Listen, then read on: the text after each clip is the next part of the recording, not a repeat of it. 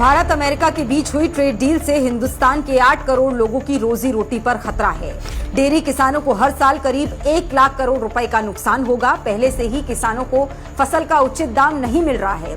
इस डील से तो हालात बद से बदतर हो जाएंगे। मोदी ट्रंप के बीच हुई ये ट्रेड डील भारत की करीब 70% आबादी को बर्बाद कर देगी। मोदी जी ने अमेरिका के लिए भारतीय बाजार और कृषि क्षेत्र पूरी तरह खोल दिया है, और वो भी 0% टैरिफ के साथ, जबकि अमेरिका अभी भी भारत पर 18% टैरिफ लगाएगा। अब अमेरिका भारत में ड्राई फ्रूट्स, फल, सब्जियां, सोयाबीन, मक्का, खाद, तेल, दूध और दुग्ध उत्पाद और जेनेटिकली मॉडिफाइड फसलें बेचेगा। इसके अलावा कृषि उत्पादों, manufacturing goods, chemicals, medical equipment, तेल, गैस और प्रोपेन भी अमेरिका से भारतीय बाजार में आएंगे, वो भी बिना किसी टैरिफ के। अब जरा सोचिए, अमेरिका अगर भारत के कृषि क्षेत्र में आएगा तो हमारा अन्नदाता कहां जाएगा? जो किसान पहले से महंगाई और कर्ज के दलदल में फंसा है, उसे ये डील पूरी तरह बर्बाद कर देगी। अमेरिका का सामान सस्ते दामों पर भारत में बिकेगा, दूध से लेकर सब्जियों तक सब कुछ। मोदी ने खेती को पूरी तरह ट्रंप के हाथों में थमा दिया है।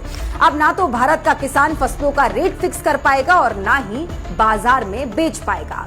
एमएसपी खत्म हो जाएगी और बाजार व्यवस्था ढह जाएगी। इस डील से भारतीय डेयरी किसान को हर साल करीब 1 लाख करोड़ रुपए का नुकसान होगा। डेयरी सेक्टर देश की अर्थव्यवस्था में करीब 5% का योगदान देता है और सीधे सीधे 8 करोड़ से ज्यादा लोगों को रोजगार देता है।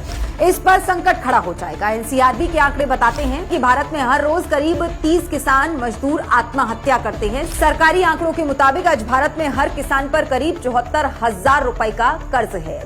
आसमान छूती महंगाई के दौर में भी किसान की मासिक आय मात्र 10,000 से भी कम है। अब जरा सोचिए, देश का किसान पहले ही संकट से जूझ रहा है, खाद के लिए लाठियां खा रहा है, फसल का उचित दाम ना मिलने की वजह से फसल को सड़क पर फेंक रहा है, आत्महत्या कर रहा है, कर्ज के दलदल में फंसता जा रहा है। ये ट्रेड डील मोदी ने सिर्फ एप्स्टीन फाइल्स में नाम आने और अमेरिका में अडानी को बचाने के लिए की है।